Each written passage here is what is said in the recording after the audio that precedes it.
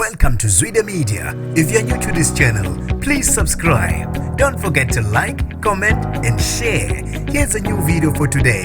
Enjoy.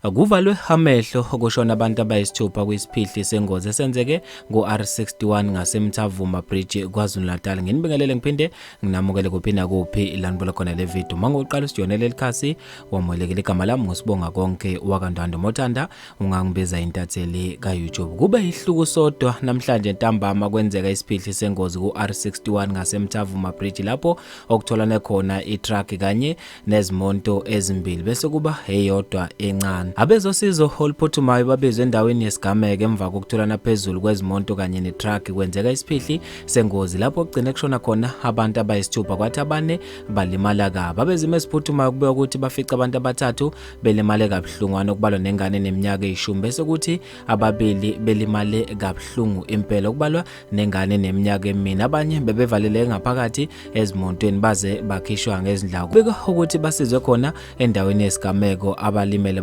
Abantu baphuthunyiswe esibhedlela ngebhadi abayisithupha bese bevele beshonile baficwa izimo esiphuthumayo. Imbangela yengozi kuba ukuthi namanje ibingakazi kanti ke kusaphenya ukuthi ngabe kube yini imbangela yengozi. Abantu basale beshaqekile ngaso lesigameko. Bafethu lezi indaba ezibuhlungu endlela emangalisayo. Ngizofisa ukwazi okubhala kwakho khona lapha kwi-comment section ngalolu daba. Mina nje ngitathela YouTube sengiphuma kanje ngithi awungibambe evidweni elandelayo.